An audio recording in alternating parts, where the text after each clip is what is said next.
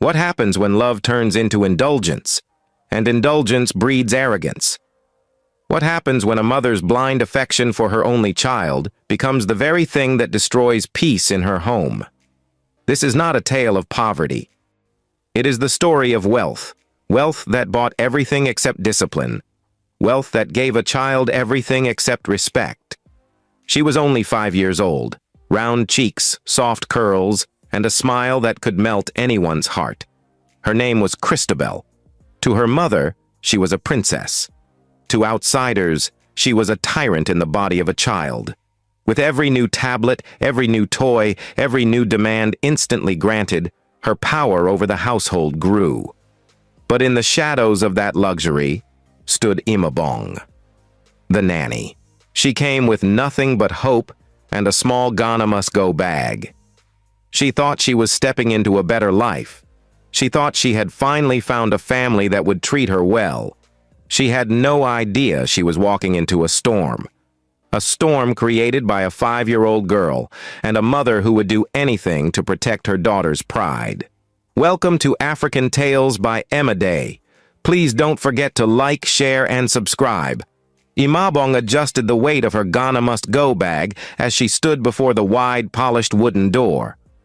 Her heart pounded, not from fear, but from expectation. She had left her small village with blessings from her mother and promises from the wealthy Madame Evelyn, who had told her over the phone, "Imabong, once you come, your life will be different.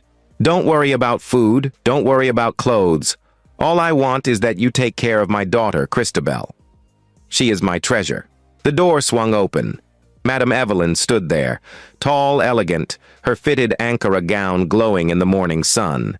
She had the look of a woman who had never known hardship. She smiled warmly. "Ah, Imabong, you're welcome, my dear.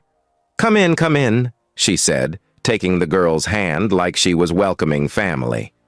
Imabong's eyes darted around as she stepped into the spacious living room.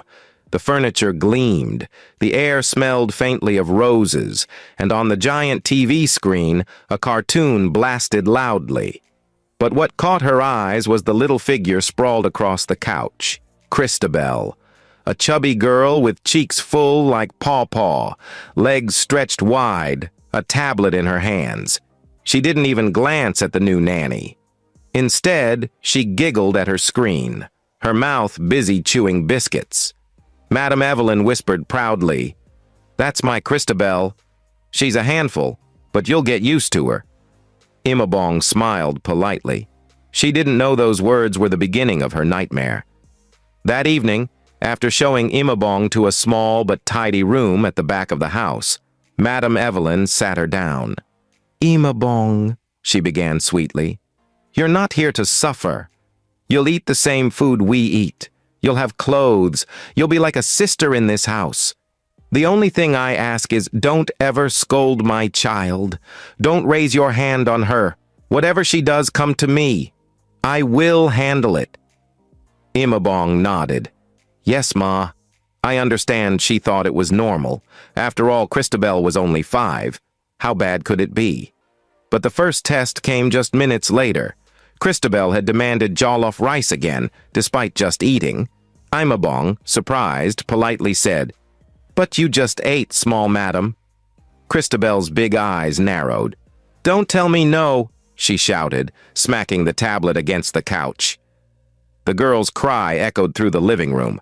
Madame Evelyn rushed in. "Imabong," she snapped, "did you just deny my daughter food?" "Don't ever do that again. If she wants food, give her food. Do you hear me?" Imabong stammered, "Yes, Ma. Sorry, Ma." Christabel smirked, cheeks puffed, and returned to her cartoon, triumphant. Imabong felt a sting in her chest. She had only arrived, yet she already felt like the child was her master. Days turned into weeks, and Imabong's life slowly twisted into something she had never imagined. At night, Christabel would refuse to walk to the toilet. Instead, she would whine until Imabong lifted her, a girl so chubby and heavy it made Imabong's back ache. Yet Madame Evelyn would insist, "Carry her. She's still a baby." At mealtimes, Christabel ate endlessly. Breakfast, then another breakfast, then snacks, then demands for fried chicken at odd hours. Each time Imabong hesitated, the little girl would scream so loud the neighbors could hear. And always, always, Madame Evelyn's voice thundered in defense. Imabong! Do as she says, she's just a child. The humiliation grew worse. One Sunday morning, as they prepared for church, Christabel demanded that Imabong kneel because she had not ironed her dress fast enough. To Imabong's shock, Madame Evelyn actually ordered, "Yes, kneel down. Next time you won't delay my daughter." And there, in the beautiful living room, Imabong knelt with tears in her eyes while Christabel giggled, clutching her tablet, pointing her small fingers and saying, "Good for you." In that moment, Imabong realized this was not just a spoiled child. This was a kingdom where a 5-year-old ruled, and the mother was her biggest servant. But storms have a way of building quietly, and in that house, a storm was gathering. One that neither Madame Evelyn nor little Christabel could escape. The first time Imabong truly felt the weight of Christabel's appetite was on a Monday morning. The sun was barely up when she entered the kitchen to prepare breakfast. She fried eggs, buttered bread, and warmed up milk the way Madame Evelyn instructed. Christabel likes her food fresh, the madam had said. So Imabong carried the tray to the living room, where the little girl sat cross-legged on the couch, eyes fixed on her tablet. A lollipop stuck out of her mouth, its red color staining her lips. She didn't even greet. "Christabel, your breakfast," Imabong said softly. The girl snatched the plate, dropped her lollipop on the table, and without looking away from the cartoon, she shoved the bread into her mouth. Crumbs spilled everywhere, but she didn't care. Within minutes, the plate was empty. Imabong smiled faintly. At least the child had eaten. She picked up the tray and turned toward the kitchen, only to hear a shrill scream. "I want more!" Imabong turned, startled. Christabel's face was red, her tablet still glowing in her lap. "But you just ate, small madam," she said cautiously. "I said I want more!" the girl shrieked, kicking her legs. Before Imabong could reply, Madame Evelyn's heels clicked on the marble floor. "What's going on here?" "Ma, she just finished eating. I thought maybe later." "Did I not tell you?" Madame Evelyn snapped. "If she wants food, give her food. She's just a child." Christabel smiled smugly, bouncing on the couch. "Yes, more rice, more eggs." Imabong swallowed hard. She went back to the kitchen, hands trembling, and fried another batch.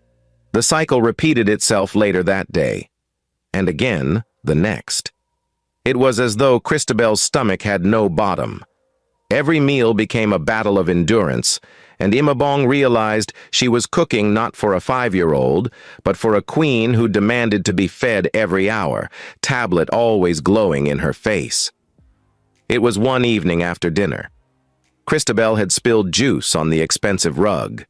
Madame Evelyn bent to wipe it off and murmured, "Christabel, you should be careful." The little girl dropped her lollipop, frowned, and with all the boldness in the world, slapped her mother. The room froze. Imabong gasped. She expected Evelyn's anger to erupt like thunder, but instead, the woman laughed softly, rubbing her cheek. "Oh, my baby, don't do that again. It's because you're just a child. That's why I won't beat you today." Imabong's mouth fell open. She wanted to speak, but the words died in her throat. The slaps didn't stop there. Days later, Christabel tried the same with Imabong when she corrected her for throwing toys at the TV screen. Imabong caught the little hand in mid-air, frowning. "Don't try that again," she said firmly. Christabel screamed so loudly the whole house shook. Madame Evelyn stormed in. "What did you do to her?" "Ma, she tried to slap me, so I—" "You spanked her?" Evelyn's eyes widened. "Yes, Ma, small one." Before she could finish, Evelyn barked, "Never!" "Never again. If she wants to hit you, let her. She's just a child. Do you hear me?" Christabel, still sniffling, smirked behind her mother's skirt. To make matters worse, a family friend named Clara was visiting that day. She chimed in, shaking her head at Imabong. "Ah, Nanny, can't you see she's just a child? Why will you spank her? You should allow her small hand touch you. Is that one a big deal?" Imabong felt her chest tighten. She had never seen such madness. She looked at Evelyn in disbelief, but her madam only crossed her arms. "You heard Clara? Don't make my daughter cry again." That night, Imabong lay awake, staring at the ceiling. She had never imagined that, in a rich, beautiful house, she would feel like a slave to a 5-year-old tyrant. Imabong was finally drifting into sleep when she heard the knock. Tap, tap, tap. It was past midnight. She opened the door. Madame Evelyn stood there in her nightgown. "Imabong," she whispered. "Wake up, wake up. Come and carry Christabel to the toilet." Imabong blinked. "Carry her? Ma, can't I just wake her so she can walk?" Evelyn's eyes hardened. "Did you not hear me? She's a child. Carry her reluctantly." Imabong entered the master bedroom. There lay Christabel, sprawled on her mother's bed, tablet still glowing faintly in her hand. Her lips were sticky from another lollipop. "Christabel, stand up. Let's go and pee," Imabong said gently.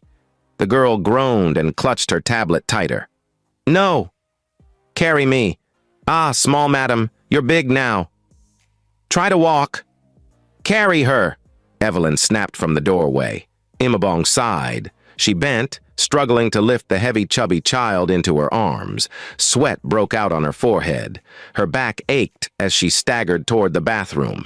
Christabel giggled, patting her cheek like she was a horse. When she returned the child to bed, Imabong was breathing heavily, her chest rising and falling. Evelyn only waved her hand. "Good. You can go back to your room." This became routine. At odd hours, midnight, 2 a.m., sometimes 4 a.m., Imabong was summoned to carry Christabel to the toilet. Each time she returned to her small bed exhausted, wondering how long her body could take it. Meanwhile, the father, Mr. Collins, came home that weekend. He noticed the pattern immediately. "Evelyn," he said one night, voice tight with frustration, "you're spoiling that girl. She's 5, not 5 months. She should walk herself." But Evelyn waved him off. "She's just a child. You don't understand." Mr. Collins sighed, but his eyes burned with worry. "One day you will regret this indulgence." Christabel, of course, didn't care.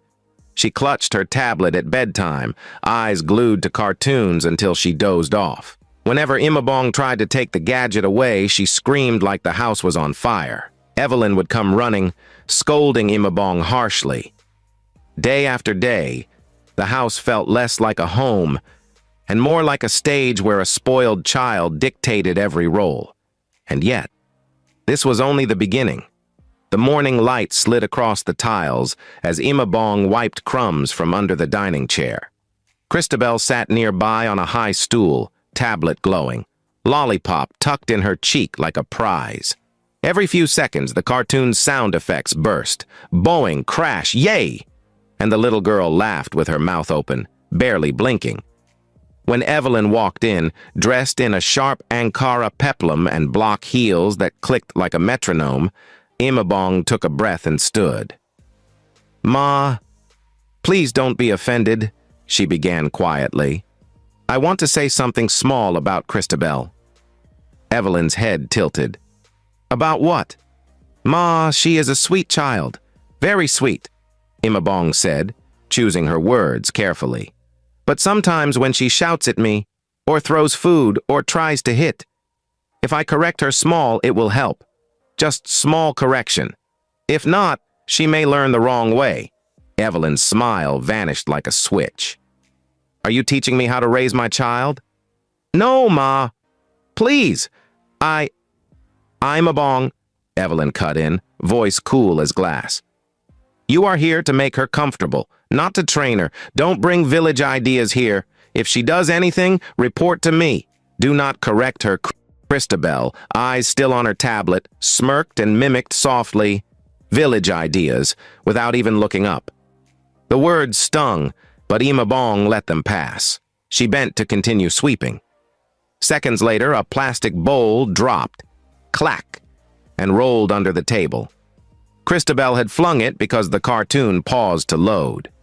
Without a word, Evelyn reached for the remote, raised the volume, and smiled at her daughter. "It's okay, baby." It's loading. That afternoon, Mr. Collins returned from a short trip. Tired eyes, open collar, the smell of airport air still on his shirt. He sat beside Christabel and gently reached for the tablet. "Daddy, no!" She clutched it tighter. "Princess," he said softly, "your eyes. Let's rest them. Too much screen is not good. Give it back," she yelled and slapped his wrist. The sound was sharp. Imabong flinched. Evelyn looked up from her phone, sighed, and turned her face away like it was nothing. Collins inhaled slowly and set the tablet on the far end of the sofa. "Enough for now." The child's chest heaved, her cheeks trembled. Then came the cry, long, high, and piercing. Within seconds, Evelyn had stood, lifted the tablet, and placed it back into those small, stubborn hands. "She's just a child," Evelyn said, voice light, eyes avoiding her husband's. "Don't be dramatic." Collins stared at his wife for a long moment. "Evelyn, there's a difference between love and harm." He rose and walked to the balcony, grief heavy in his shoulders. That night at 1:47 a.m., the knock returned. Tap, tap, tap.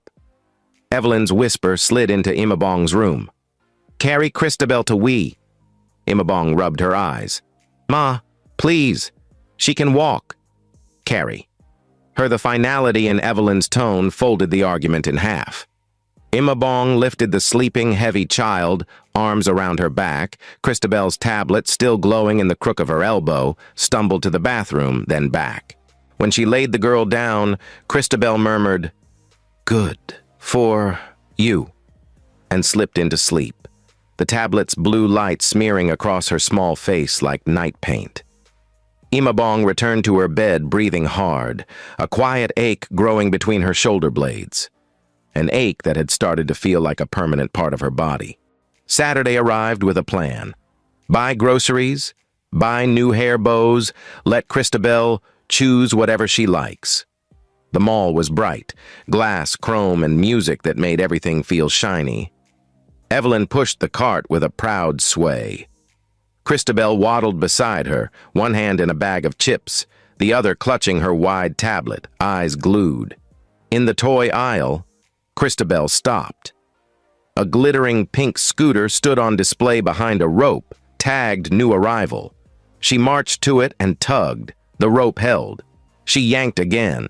The scooter toppled. The crash was a festival.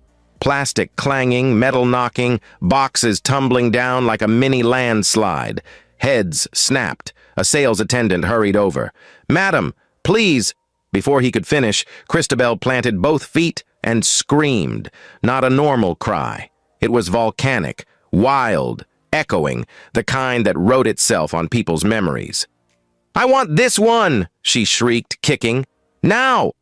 Evelyn laughed softly, a performative embarrassment. "Oh, baby, okay. Okay, we'll get it." "Madam," the attendant tried again. "That one is for—" Evelyn's eyes iced over. "I said we'll get it." The crowd watched. A woman in a denim jacket shook her head and whispered to her friend, "No discipline at all." An older man muttered, "Small today, big trouble tomorrow." Christabel turned and, without warning, smacked Evelyn's hand for not moving fast enough. The sound slapped the aisle. Gasps broke like bubbles. Evelyn's cheeks colored. Then she smiled too brightly. "She's just a child," she said to the staring faces. "You know how children can be." Imabong stood behind the cart, mortified. When she bent to collect the toppled boxes, Christabel aimed the empty chip bag and threw it at her head. "Pick it, Nanny." The tablet's glow lit up the child's face like a stage. Evelyn did not correct her. She simply raised her chin at Imabong, a signal to keep moving.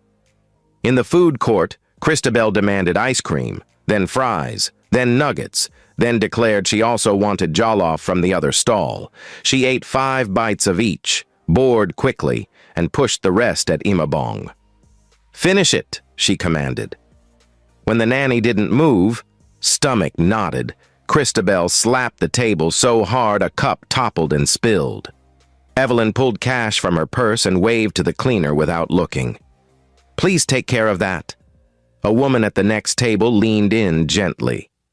"Madam, please forgive me. This behavior is not good for her." Evelyn's smile thinned. "Madam, please mind your business. She's my child."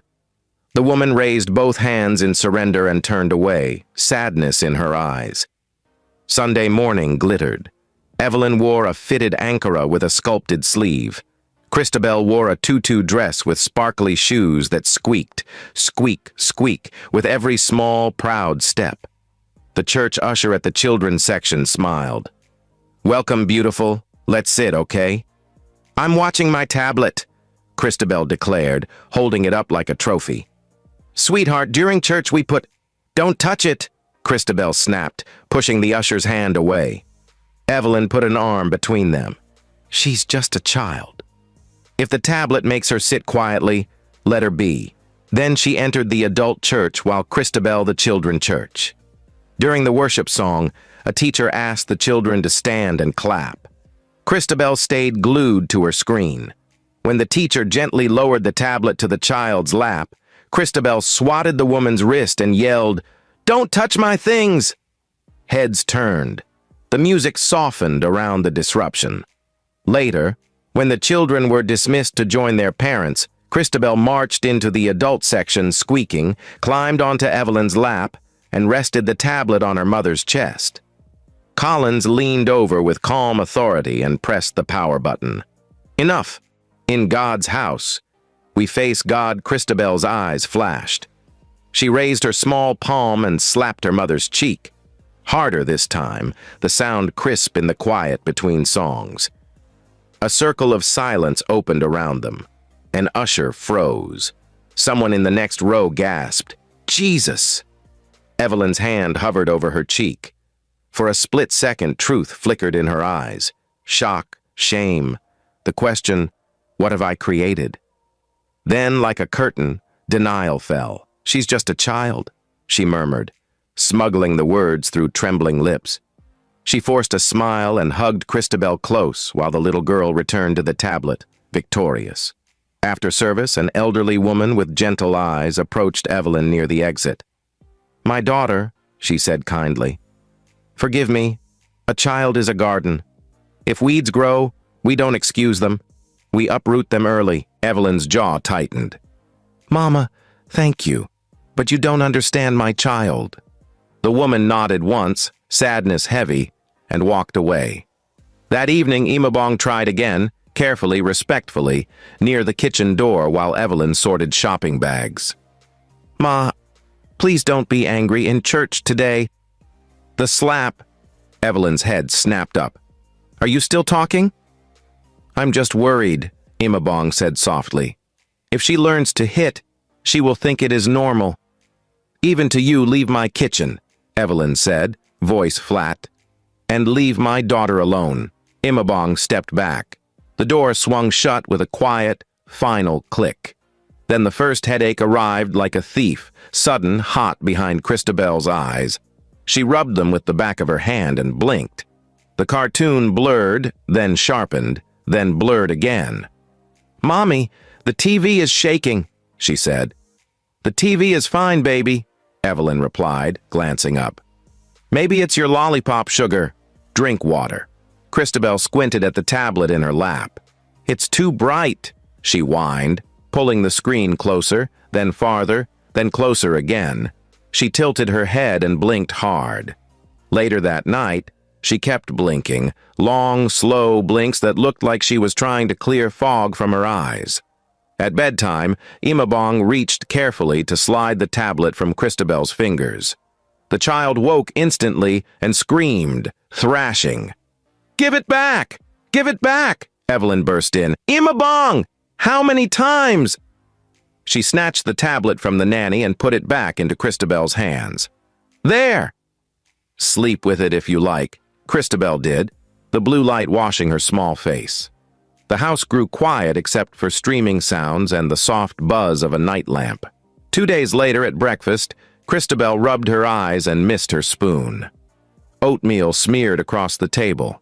She blinked and aimed again, and missed again. Imabong knelt, concerned. "Small madam, are you okay?" "My eyes are hot," Christabel muttered. "The letters are dancing." Evelyn laughed lightly, the kind of laugh that asked the problem to vanish. "She's fine." That afternoon, Collins returned early. He watched as Christabel held the tablet too close to her face, so close the screen kissed her eyelashes. He gently took it away and switched off the TV. "Screen break," he said. Outside, fresh air. Christabel's tantrum detonated. She slapped at his arm, then turned to Imabong and swung, tiny palm full of fury. Imabong caught the hand mid-air, firm and calm. "Don't," she said. "Never again." Christabel's wail dragged Evelyn into the living room like a siren. "What happened now?"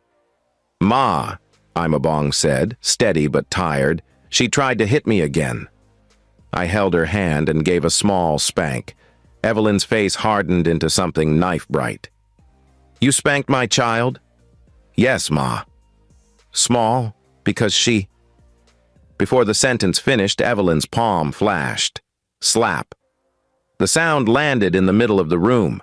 Imabong staggered, hand to her cheek, eyes wide with shock and hurt.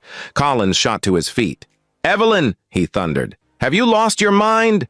"She made my daughter cry," Evelyn yelled back. "I told her, never correct my child." Silence fell like ash.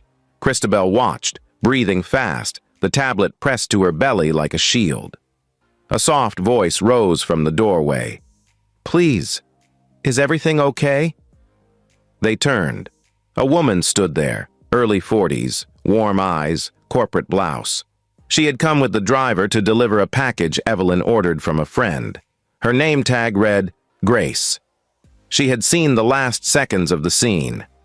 "I'm sorry," Grace said, choosing politeness like a bridge. "I didn't mean to intrude. I'm actually looking for a nanny myself.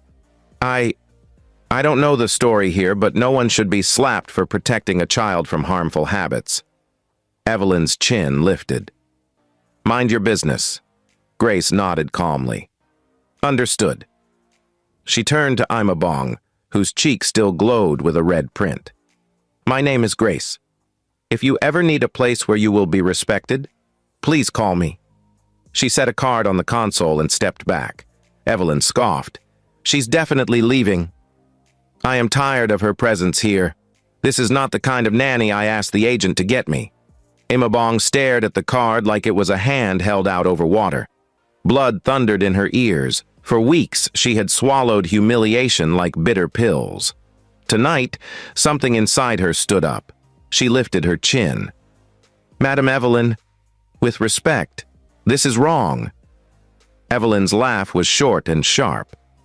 "What do you know about right? You came here with a Ghana must-go bag. Don't forget yourself." Imabong's voice didn't rise. It steadied. "Yes, Ma.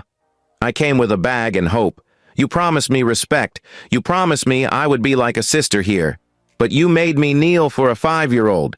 You made me carry her at night because she's just a child. You made me watch her slap you, and you smiled. You made me watch her slap me, and you defended it. And now, you slapped me for stopping a child from becoming what will one day embarrass you in ways you cannot imagine." Evelyn's nostrils flared. "Get out of my sitting room." "I will," Imabong said. "I will also go to my room and pack my bag." Christabel blinked, confused by the sudden seriousness that didn't bend to her tablet. Collins stepped between the women, palms open. "Wait, everyone calm down." But Imabong had already turned. In the corridor, she walked like a person walking across a thin bridge over a deep river, slow, sure. In her room, she folded her few clothes with careful hands, each garment laid like a quiet decision. Her breath shook only once. Then she lifted the Ghana must-go bag, the same one she arrived with. and stood in the doorway. Evelyn blocked the hall, fury vibrating in her voice. "If you leave, don't come back." Imabong met her eyes. "Madam, I pray you don't regret how you are raising your child. Not because of me, because of her." For the first time, Evelyn's gaze flickered. Just then, Christabel squealed, rubbing her eyes hard with her fists. "Mommy! The lights are scratching me." Everyone turned. The child blinked at the room like it was too bright, too sharp. She winced, tried to look at her tablet, then shoved it away, whimpering. "My eyes. It's like pepper." Grace stepped forward, gentle and efficient at once. "She needs to see a doctor." Now Collins had already reached for his keys. He looked at Imabong, breath tight. "Please, come with us." Imabong hesitated, bag in hand, heart split between dignity and duty. She nodded once. "For the child." Evelyn clutched Christabel to her chest, suddenly smaller than her anger. "It's okay, baby. It's okay. You're just a child. Everything will be fine." But the words sounded different now. Thin, afraid, like paper in rain. They moved as a group, father, mother, Nanny, and a stranger who'd appeared like help in a story, toward the door and into a night that suddenly felt urgent. The tablet lay on the sofa, screen dark at last. The hospital light was too white. It made everything feel honest. Collins carried Christabel through the sliding doors while Evelyn hovered, whispering, "It's okay, baby. It's okay." Imabong walked a step behind with Grace, clutching a small handbag like a prayer. "Pediatric emergency," the nurse said, wheeling over a small bed. Christabel blinked rapidly, pressing both palms to her eyes. "It's like sand. It's like fire," she whimpered. Vitals, a torchlight exam, a doctor's frown. "How long has she been on screens daily?" he asked without looking away from the child's eyes. Evelyn hesitated. "A few hours." Imabong's voice, soft, honest, filled the gap. "Morning till late, sir." "She sleeps with the tablet on the doctor's eyes, flicked up at Evelyn." "Any headaches?" Squinting, rubbing, refusing light. "Yes," Collins said quickly. "All of that." Today was worse. They ran tests. Blood work, hydration, eye surface staining. No one sat. No one breathed properly. In the waiting area, the TV with the rolling health tips suddenly felt cruel. The doctor, a silver-haired man with a steady presence, returned at last. His badge read Dr. Adebayo. He spoke with the gravity of someone who had no time for lies. "Your daughter has severe digital eye strain, corneal dryness, early signs of accommodation spasm," he began, choosing words the parents could feel even if they couldn't pronounce them. "She is also dehydrated and her blood sugar is erratic from poor eating patterns. Her sleep is wrecked. This combination is dangerous." Evelyn's lips parted. "But she's just a child." He held her gaze. "Yes. And a child's brain and eyes are still forming. What you normalize now, her body will remember." They moved her to observation. The room was dimmed. Christabel lay on the bed, the world finally quieter than her habits. A nurse prepped to administer eye medication, setting a tray nearby. Evelyn brushed the child's hair back tenderly. "My baby," she whispered. Then it happened. Fast, senseless, born from the same reflex that had become this household's anthem. The nurse had set a syringe on the tray, ready for a routine medication that would be administered by the nurse, not anyone else. Christabel, agitated, angry, used to winning, sat up and lashed out. In the scuffle, she snatched the syringe and, in a tiny storm of fury and confusion, jabbed her mother in the arm. The room cracked open. Evelyn gasped, stumbling backward with shock and pain. The nurse moved like lightning, securing the child's hands. Dr. Adebayo stepped between mother and daughter with calm authority. Collins caught Evelyn, eyes wide with fear. Imabong froze. then stepped forward instinctively, palms open, voice low. "Christabel, look at me. Breathe. We're safe. We're safe." The child's chest hammered. She looked suddenly small. The syringe was already in the nurse's gloved hand, the danger removed. The doctor checked Evelyn quickly. Superficial puncture, cleaned and dressed within seconds. But that wasn't the wound that mattered. Silence took the room, heavy as truth. Evelyn's eyes filled. Her hand trembled around the bandage. She didn't mean... This time, the sentence refused to finish itself. Dr. Adebayo straightened, his voice measured and unmistakably firm. "Madam Evelyn, I need you to hear me." Her eyes lifted. The room waited. "You have loved your child with indulgence instead of wisdom. You have confused comfort with care. You have replaced boundaries with excuses. And now the child you shielded from correction is hurting, herself and you." He didn't shout. He didn't need to. "In my years," he continued, softer but sterner, "I have seen parents trade peace today for disaster tomorrow. They smile in the mall when a child slaps them. They defend rudeness as cute. They call disrespect confidence. But the body keeps the score, and so does the soul. This is not about shame. It is about safety, health, and character," Evelyn folded. Right there in the hospital room, the composure that had protected her pride crumbled. Tears slid down as if someone had cut the string holding them back. "I thought, if I gave her everything, she would feel loved," she whispered. "Love tells the truth," the doctor said gently now. "Love says no when no is safe. Love protects a child's eyes, sleep, and heart. Love teaches a child that hands bless, not hit." He turned to Collins. "Sir, your firmness will be needed." Together, he turned to Imabong. "And you," his voice warmed, "thank you for telling the truth, even when it cost you." Grace stood quietly near the door, eyes shining. She nodded once at Imabong. "You're not crazy. You were right." Dr. Adebayo laid out the plan. Screen detox, eye treatment, sleep reset, structured meals, behavioral boundaries, and then looked at Evelyn one more time. "I am stern because I care," he said. "Your daughter's sight and safety can be saved, but not by indulgence. By love that knows where the fence is." Evelyn bowed her head and wept into her hands. Christabel, watching her mother cry, really cry, looked unsure. The room felt new. For the first time, her tablet wasn't there to tell her what to feel. Something else spoke. Quiet. Unfamiliar. She reached a small hand out, not to strike, but to touch. "Mommy?" Evelyn took her fingers and kissed them. "I'm here," she said through tears. "And I'm sorry." The night finally exhaled. The next 2 weeks were a different country.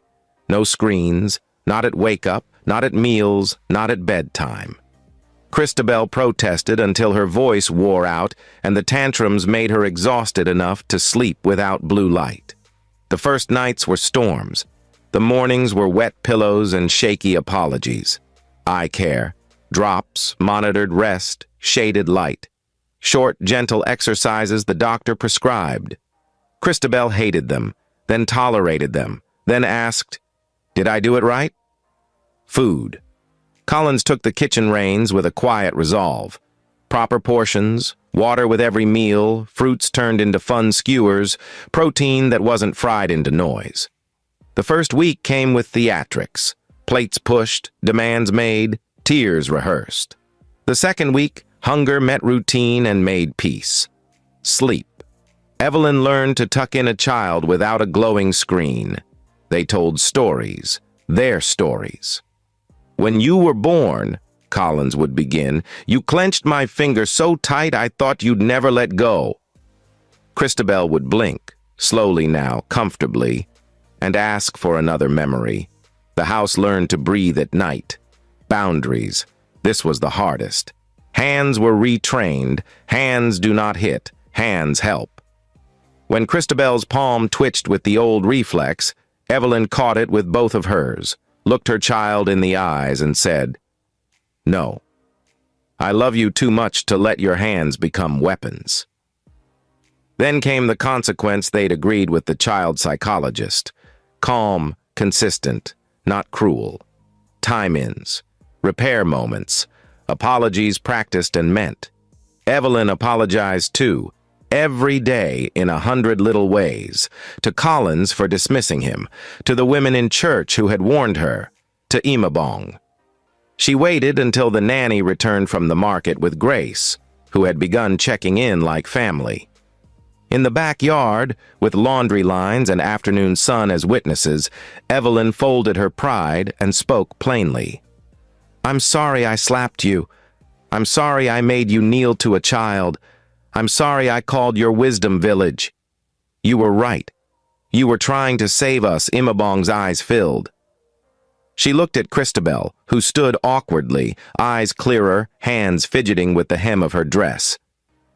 "I'm sorry," Christabel said, voice thin but real. She looked at the ground.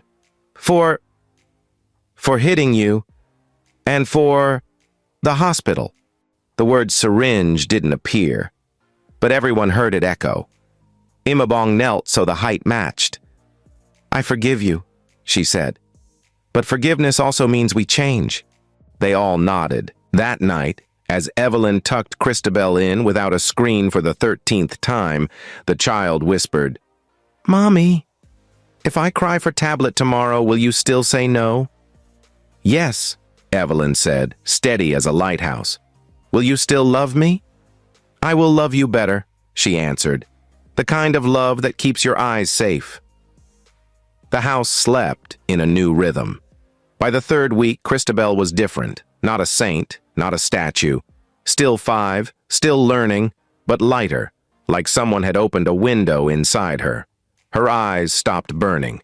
She could look at the morning without flinching. She blinked like a child again, not like a machine. She laughed during breakfast because her father told terrible jokes and her mother rolled her eyes playfully instead of rolling out a screen. She colored on real paper and smudged the marker across her cheek and giggled at the purple streak. One evening, Evelyn found Imabong folding freshly dried towels with careful edges. The conversation sat between them like a full cup that might spill if touched wrong. "Imabong," Evelyn said, voice soft, "stay. Please. I want you here, not as a servant, but as someone I trust. This house is learning. I need people who can help us grow." Imabong smiled, sad and grateful at once. "Madam Evelyn, thank you. Truly. But I must go." Evelyn's face fell. "Because of what I did. Because of what I learned," Imabong replied. "A person must leave when their dignity asks them to. I will always pray for you, and I will answer if you call for help. But I will go. Grace had an offer ready. A home that needed a nanny and promised respect with receipts, not speeches. Imabong would earn more. She would study part-time. She would send money home. The farewell was clean, not dramatic. Christabel brought a drawing she had made, 4 stick figures under a large sun, Daddy, Mommy, me, and you, with a big heart around them. "I drew you tall," she said, "so I won't forget you." Imabong laughed softly. "I'm not that tall." "In my drawing you are," Christabel insisted. Evelyn walked her to the door. No speeches, just a hug that said more than language allows, and an honest thank you. Imabong lifted her Ghana must-go bag, the same, but not the same, and stepped into a future she had earned with patience, pain, and truth. Months later, people in church noticed something. Christabel sat through service without screens. She sang the chorus off-key and too loudly. She clapped out of rhythm and beamed. When the usher smiled at her, she smiled back with both hands, waving, not swatting. After service, Evelyn found the elderly woman who had warned her and said, "You were right. Thank you." The woman squeezed her hand and whispered, "God gives second chances to humble hearts." At the mall, Collins steered the cart.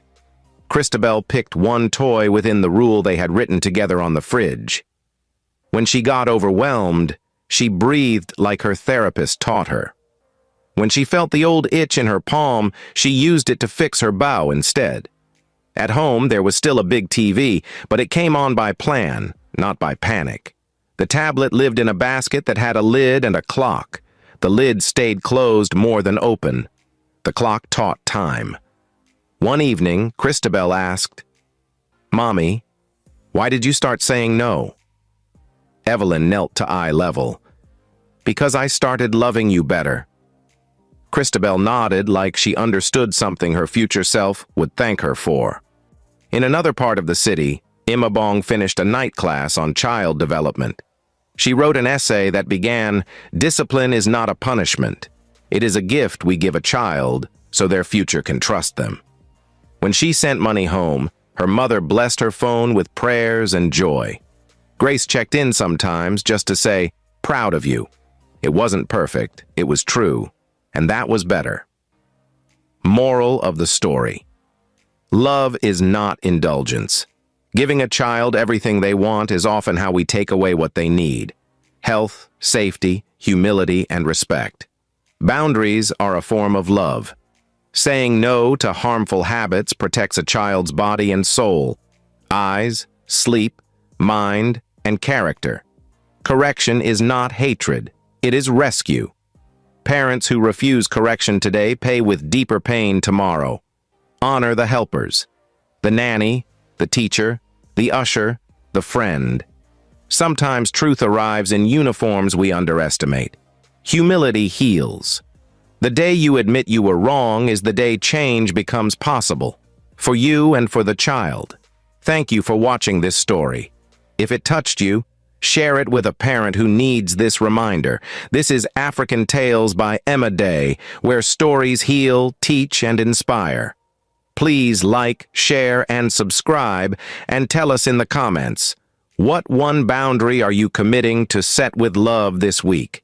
See you in our next story. Bye, guys.